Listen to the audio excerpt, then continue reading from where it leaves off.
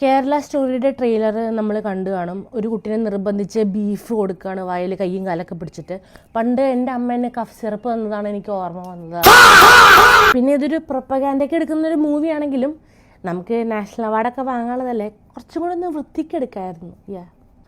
I love the audacity of that Northeast Sangi to create a scene like this and lecturing us that we Keralites are in trouble. We are not in trouble, we are the trouble. Don't trouble the trouble. If you trouble the trouble, trouble troubles you. I'm not the trouble.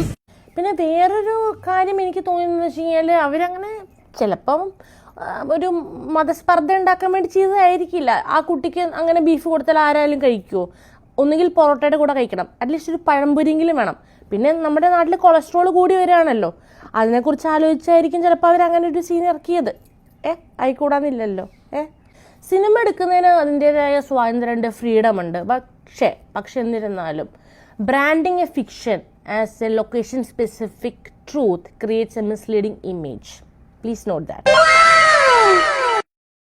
കഴിക്കാത്ത ആൾക്കാരെ അറിയുമോ ചോദിച്ചു കഴിഞ്ഞാൽ എൻ്റെ അമ്മ beef കഴിക്കില്ല, pork കഴിക്കില്ല, ഞാൻ ഇതൊക്കെ കഴിക്കാറുണ്ട്.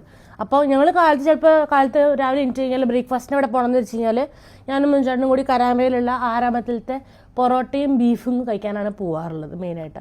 പിന്നെ ഇതുപോലെ കേരളത്തിൽ ഫ്രീ ആയിട്ട് വയൽ കുത്തിക്കയറ്റി ബീഫ് തരുന്ന സ്ഥലമുണ്ടെങ്കിൽ ദയവായി പറഞ്ഞു തരണം.